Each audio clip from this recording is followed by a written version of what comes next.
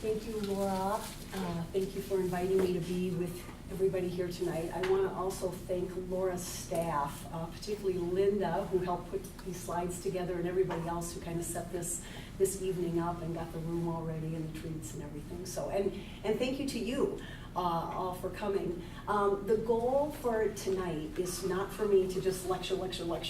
Hopefully it is for you to get questions answered that you might have as it relates to what do I do when someone in my family dies? How do I prepare for that? And maybe we'll get into a little bit of the estate planning process too, because it's hard to separate out probate and the estate administration from some of the planning items that go along with that, or even after somebody has passed away. So I would encourage you, we do have a small group, as Laura said. So if you have questions as we go along, please feel free to answer them. I think we have about an hour of time, and we can reserve some time at the end too for questions and answers. But it seems like it's a lot more fun and a little bit more interesting if I'm not just doing all the talking, but you guys have questions that are on your mind, and I can possibly answer some of those for you. So. As Laura mentioned, on your, in front of you on the desk, there is this checklist that we put together, which I'm not going to go through all of the items on this checklist, but I do want to point out some of these things in each of these categories, and we'll go through those. What I would say about this whole topic is that this is much easier. This process is a lot easier when there's been communication up front. So it doesn't necessarily mean that you have to divulge to everyone in your family how your estate is going to go and who's going to get what. But you should, at a minimum, let people know what you do have in place. Do you have a will? Do you have a trust? Where are those documents? Where are your passwords? Your accounts? Where are the records that are going to be important in this process as we work through assets and transferring and transitioning assets to beneficiaries? Another really vital important piece is, who are your advisors? Because that's really who the family's going to reach out to. People like Laura and her staff. If they know you're working with somebody, these folks are going to be an immense treasure of help and assistance to family members that are put in a position of having to deal with the estate and the administration of the estate. So I just think communication is really a vital thing. I know that I think Laura, probably in your practice, family meetings, maybe having meetings with not only the client but other members of the family. We do that as well. Just sitting down with families and saying, okay, here's what's in place, here's who's named in what roles, maybe here's who's going to be the personal representative, here's who's going to be a trustee. That's helpful because people they kind of have to understand what they're getting into when they are being appointed to take on those kinds of roles. The other thing that's important is sometimes I get families that say, well, I have 3 children and I don't want to have to pick one of them to be my executor or my personal representative. I want to name all 3 of them. That can be good and it can be bad. I would say the majority of the time, it doesn't work out quite as well as you think it does. And most of the time, people are saying, I want all 3 of them to serve in this capacity because they don't want anybody to feel bad. They just don't want us to feel like I'm making up playing favorites or I'm choosing somebody over somebody else. But a lot of times, if you talk through the role and what this person is going to be responsible for doing, it makes it a lot easier to have communications with other family members as to why somebody might be named as the first personal representative or executor, and if they can't serve, maybe then you've got a successor or a successor to that person. Particularly if you have people who are out of state or out of the country. That can pose a lot of just logistical and practical issues. So those are things too to keep in mind as you're thinking about communication and the kinds of issues, the kinds of topics that you might want to communicate to family members that are going to be involved in this whole process. So this checklist is designed to help you kind of with the orderly distribution. It's set out in some legal terms and some not so legal terms. In fact, I would say most of this checklist is not really legal. It's more of just things that you need to do and when you should do them. So as we look at kind of some general items, this first category of items, these are pretty obvious, but sometimes in the emotional distress of a death, of somebody's passing, some of these things are the last things that people think of. And sometimes it's helpful to take a family and say, okay, you're gonna be responsible for these things, this person's gonna be responsible for these items, and it just helps to kind of cover all the bases. So I'm not gonna go through each of these, but I would emphasize a couple of these. First of all, I think it's important to, this second item here, canceling unnecessary home services, newspaper deliveries, cable service, mail, that's down here in the list. And the reason that's important is because, believe it or not, there are people in the identity fraud crisis that we have and in this environment, they actually troll obituaries. And they're looking for things like people who have passed away, but there may be credit card offers that are still coming to their address, or there may be things in their mail that haven't gotten turned off, or there may be service providers. So it's important to kind of secure the residence, secure the things in the residence, and then to alert those kinds of delivery services, service providers that this person has passed away.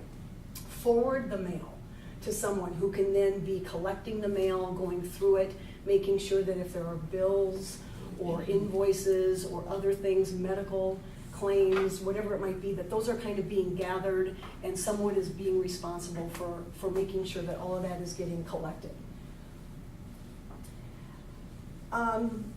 Fourth bullet point down deals with certified death certificates. Whether you have a probate or not, and we'll talk about that. We'll talk about this probate process and what's involved in the probate process. But even if you don't have a probate, if you've got assets that are going to pass via beneficiary designation, or maybe they're held in joint tenancy, so they're going to pass to a surviving joint tenant. We'll talk a little bit about ownership. But you're going to need a fair number of certified death certificates, because even those kinds of assets are going to require some notice to the institutional provider or somebody hanging onto those accounts that somebody has passed away. So it's a good idea to get about a half a dozen at a minimum. Funeral directors are very good at helping families get those, and they can usually be turned around quite quickly, which then enables you to kind of help with the transferring of the assets, which we'll talk about.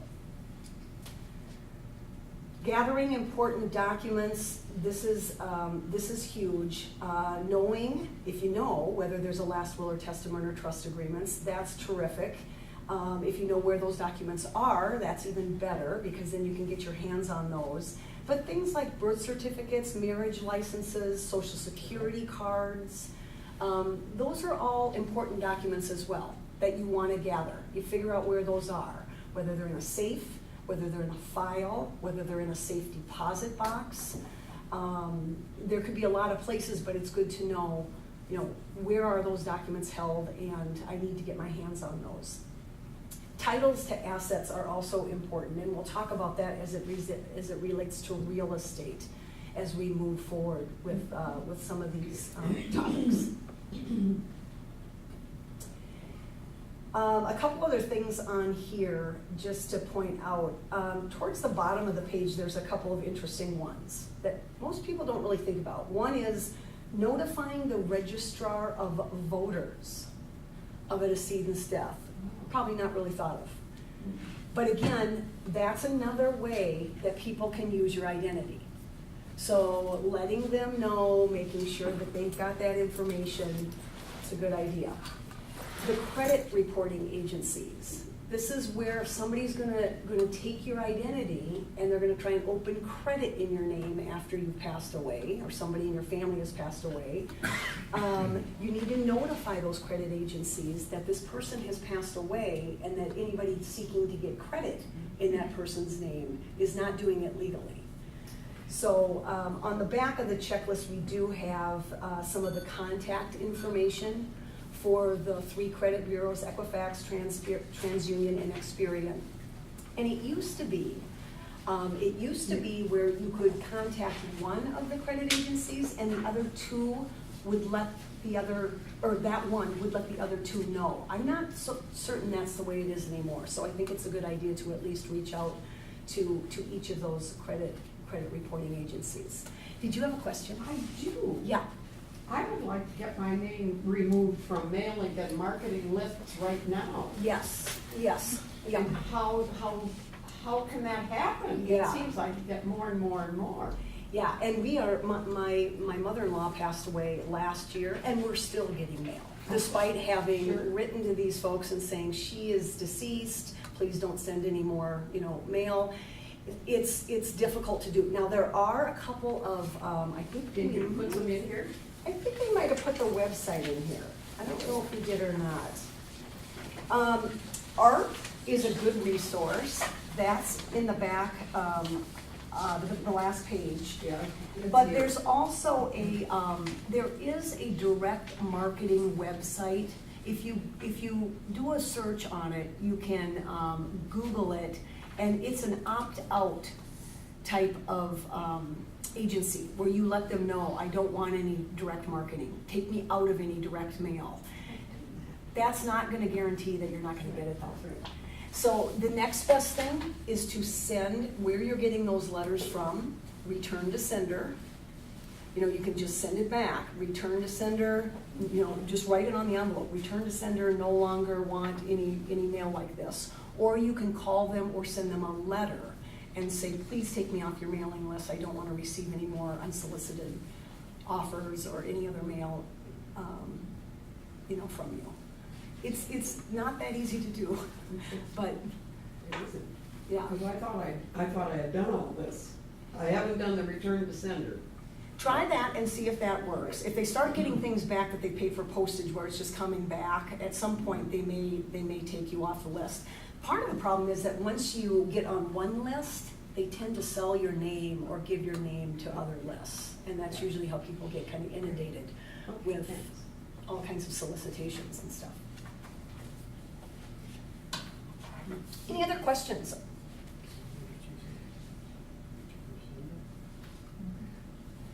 Okay, if not, let's turn to the second page, and we'll talk a little bit about assets.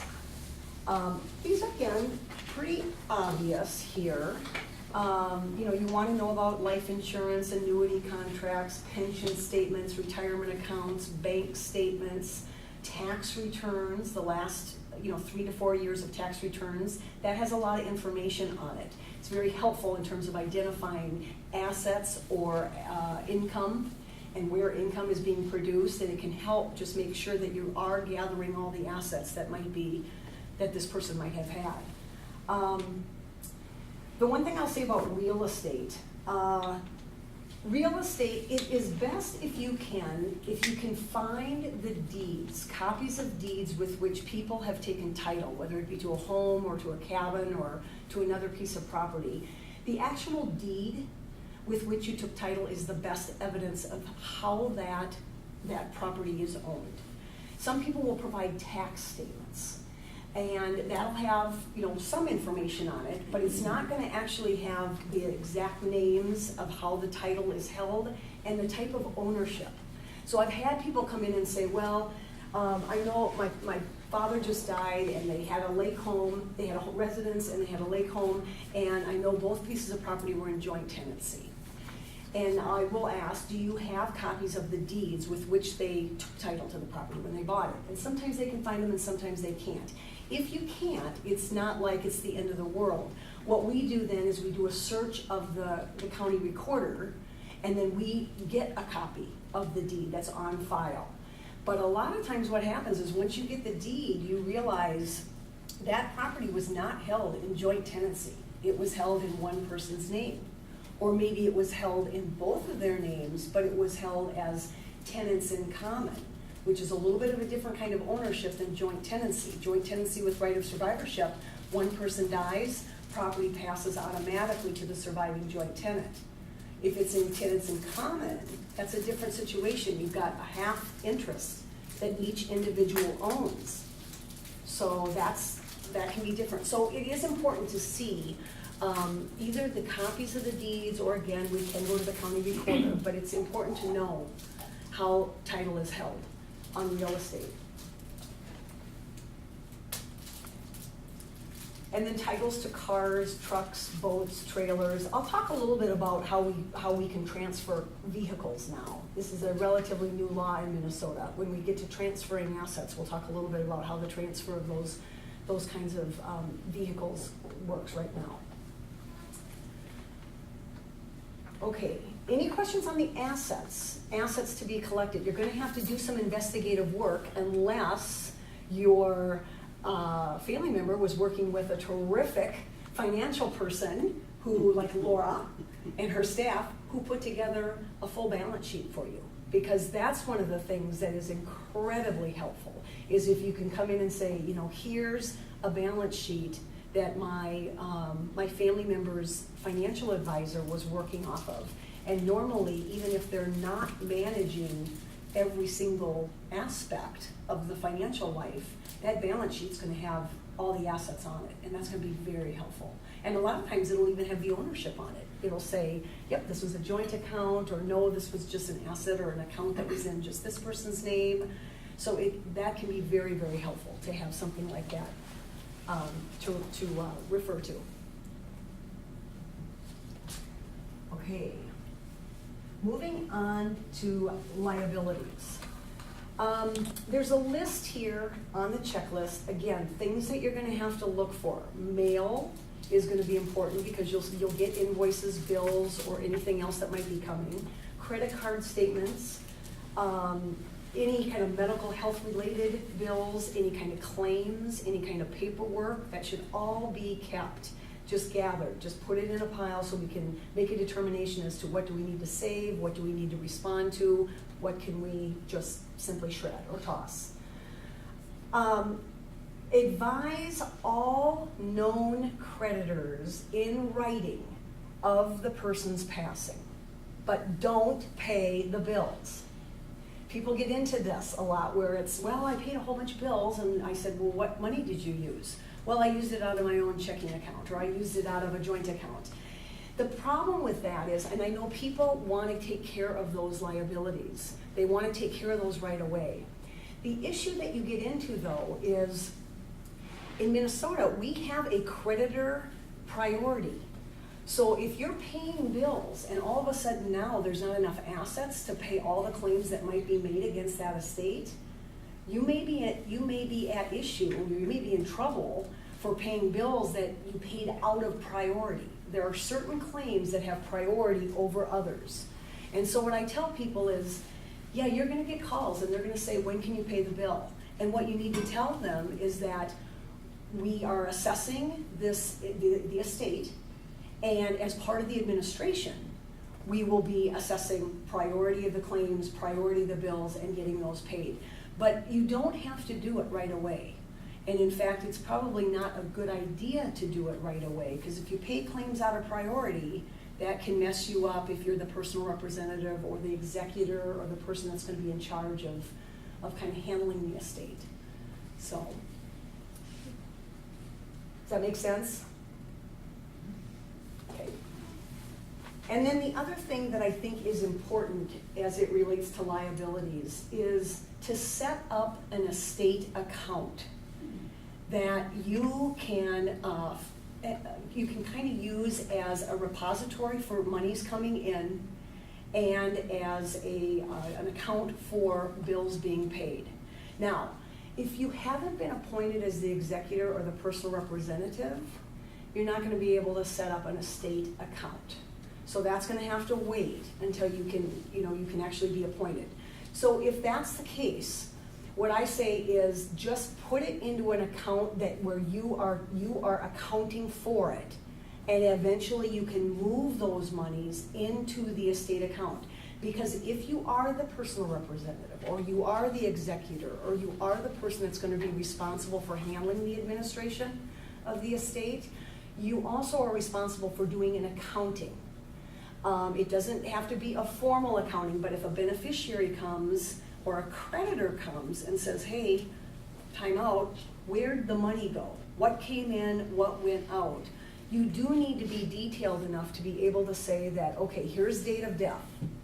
Everything from this point going forward came into the account, and anything that we paid came out. And you can account for all of that, because eventually that's gonna have to be part of what's called a final account, that you may or may not have to file with the court, but you do have to keep it if the beneficiaries ask you, or if a creditor claim appears and the creditors wanna know where did the money go.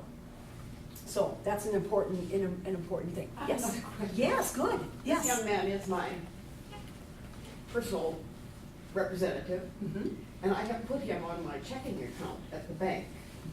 Was that a good idea or not such a good idea? Yep, so a couple things. When you put him on as someone on the account, is he a joint owner of the account, or is he just on as a convenience? Well, I just wondered are you getting statements? You're not getting statements. No. Okay, so he's probably on there as a convenience, And he is a convenience. which No means question. that you could. He's very convenient for you, right? That means that he can go ahead and sign checks, and if something were to happen to you, he would potentially have the ability to go ahead and continue to sign checks after that. Now, some banks, if it's just for convenience, they'll say, yep, that's fine, you can do that while the person is alive. But if they're not a joint owner, or if it's not an account that is payable on death to that person, once date of death hits, that's it, that account freezes. That account will freeze until the estate, until your son is actually appointed as the personal representative of your estate. Yeah. So I need to. So no, I wouldn't do a thing. And Wouldn't the you? only thing you could do, the only thing that you could do would be to change it so that he's a joint owner with you on the account. And that has its own pros and cons to it. Yeah. Especially So, when there are three brothers. That's yeah, right. That's right. yeah, yeah, Yeah. so I think you're Leave it the way fine. it I is. think you leave it exactly the way it is, because the convenience to you. And that would be then, if I became incapacitated, he could take over with the Exactly, bill payment. that's exactly right. Okay. Yeah, Thank yeah, you. yeah. Okay. Any other questions before we move on? We're gonna start talking about how to transfer assets in that process of moving assets from out of an estate, out of the decedent's name to the beneficiaries and other families, members' names. All right. Okay, so on this, again, referring to the checklist, I mentioned financial advisors, other people that the decedent may have been working with. Those are really good resources for you, in terms of just knowing what's there and how it's owned, and any other information that you may need to help you in your duties as the executor or the personal representative. Jointly held assets, bullet point number 2. You can retitle jointly held assets, and typically you can do that with 2 things. One is an affidavit of survivorship, just saying that we both owned this person passed away, here's a certified death certificate, that's the other piece of paper that you will need, indicating and proving that this person has now passed away, and here's an affidavit of survivorship where I am swearing on my affidavit that I am the rightful owner now, as the surviving joint owner, I'm the rightful person to own this particular account. And this happens a lot with bank accounts, sometimes with investment accounts, houses, particularly between spouses. You can, if there was a house that was not in joint tenancy, it's in one spouse's name, that spouse has now passed away, you can actually move that house with an affidavit of survivorship and a certified death certificate to the surviving spouse. You cannot move it to other people in the family unless it's titled differently or if there's other things. But with a surviving spouse, you can move it with an affidavit of survivorship and a death certificate. So fairly straightforward. There are certain things that move by operation of law. things like retirement accounts, life insurance, annuities, assets that have direct beneficiary designations on them. So those, again, you probably get some paperwork from the life insurance company or the institution holding the retirement account. You have to fill that out to say, here's the beneficiary designation, I am the rightful beneficiary, and that will move to you just via operation of law through that beneficiary designation. You don't have to have the will. You may have to have a certified copy of the death certificate again. And they may have their own claim form that they want you to fill out, that you might have to do some paperwork for that. But otherwise, those assets will move directly to the beneficiaries listed on that account. And that can trip up people sometimes when it comes to their estate planning. Because sometimes people will come in and they'll say, I want my estate to be equally distributed among my 3 kids. But they have a life insurance policy that's payable to 1, or they have a retirement account that's payable to 1 or 2. And either those accounts just didn't get updated, they didn't get reviewed and updated, or maybe they were thinking, okay, if I give the life insurance proceeds to this kid and the retirement proceeds to this kid, you know, there's a lot of different ways. People think, oh, that'll avoid having a will. And in reality, it can pose a lot more problems than having had a document that just says, I give everything equally, or listing all 3 of the kids on the beneficiary designation form so that it will go to all 3 of them equally. And we'll talk about issues with that, but that's certainly one way to do that, to get that asset to your beneficiaries. You will need to know who prepared the decedent's taxes. Sometimes if it's a DIY person, they've kind of done it themselves, that's just fine, but you will need to file a final individual income tax return for the decedent. There may or may not be other returns that have to be filed, depending on size of the estate, whether there's a trust involved. The situation will drive what else needs to be filed, but for sure there will need to be a final individual income tax return filed. And then if the decedent had a will, if they actually had a will or a revocable trust, but some document that said, upon my death, this is where my assets go, and this is who I'm going to appoint to be responsible for making sure that my assets go to these people. If they have either one of those, there may or may not be a probate that is required. Part of it is going to depend on the assets and how they are held. Part of it is going to depend on whether it's a will or whether it's a revocable trust. Because revocable trusts can sometimes avoid that estate administration process, whereas a will, if there are assets that have to be transferred to beneficiaries, usually that's done through the probate process. And we'll talk a little bit more about how that process works. But that person that you name as the executor and the personal representative is a really important person. It's somebody that needs to take the job seriously. They need to probably have some attention to detail. They need to be fairly organized. And they probably have to be, they don't have to get along with everybody in the family, but they have to be willing to do the communication with other people in the family. Because there may be other people in the family that are kind of like, hey, what is going on? And I can tell you that there may be nothing going on. But if you don't relay what's happening, people start to get suspicious. And we get so many calls from a family member who says, my brother was named as the executor and I haven't heard what's going on for over 6 months. Can you get involved and figure out what's going on? And a lot of times it's, no, I'll help you craft an email or some kind of a correspondence to your brother. It's a matter of him letting you know what's happening. Usually it's not something under the rug or anything like that. But when there's no communication and nobody knows what's going on, they start to get suspicious. So it should be somebody that can at least have a good sense of communication with the other family members or the other people that are named in the will or in the trust and are going to be devisees, people receiving assets from the estate.